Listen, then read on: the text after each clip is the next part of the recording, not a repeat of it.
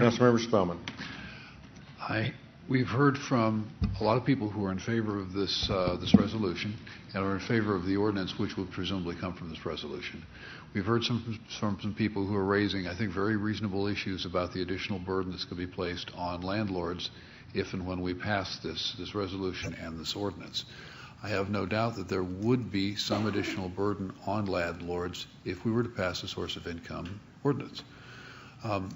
There's some more paperwork required if you choose to rent your apartment or your house to someone with a Section 8 voucher or a veteran's voucher or some other voucher.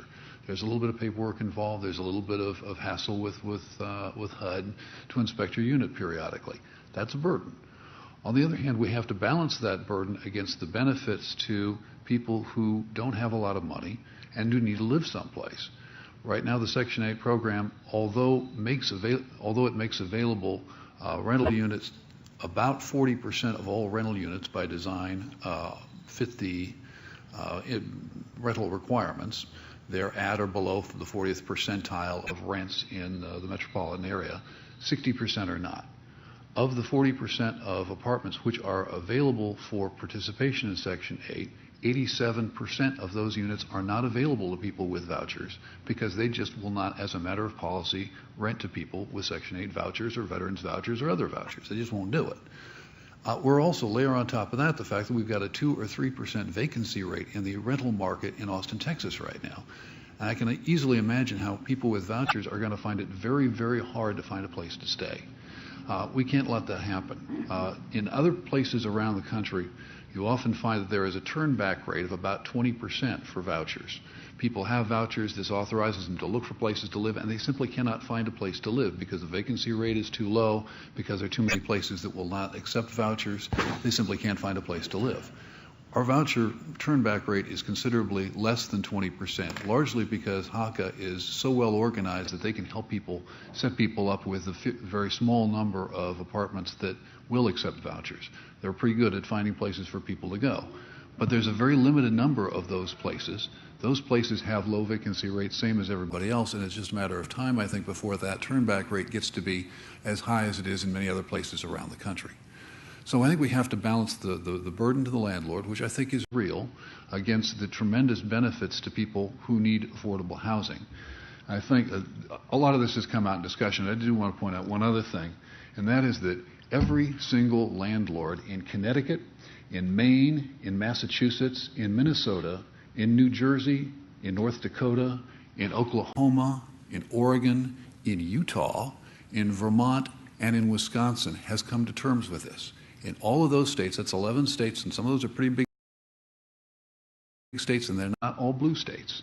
A lot of those states have already adopted a source of income provision, as we're talking about here, and every landlord in all of those states have figured out how to come to terms with this. Every landlord in Washington, D.C. has figured out how to come to terms with this. Every landlord in Chicago, all of Cook County, Ann Arbor, Michigan, New York City, Philadelphia, Memphis, St. Louis, Seattle, and Madison have figured out how to work this out. I figure if thousands of landlords all around the country who are holding millions of apartment units have figured out how to make this work, then our landlords can figure out how to make this work. And we have 3 or 4 months for conversations to take place between the apartment community, the real estate community in general, and HACA and the city staff to figure out how we can actually implement this. If there are burdens which can be lifted or burdens which can be lightened, that's something which can come out in this conversation. But I feel confident that we'll be able to figure out a way of doing this just as they have done this for millions of other people all over the country. Mayor, I move approval. Mayor Pro Tem Spellman moves approval, second by Councilmember Morrison. And Councilmember Morrison. I just want to briefly say a couple things. First, I want to thank my colleague, Mayor Pro Tem Spellman, for initiating this conversation and bringing this forward. I'm proud to be a co-sponsor, but I think and to thank the whole community for coming out to bring up all the issues that have been brought up, because we do have some details to work out.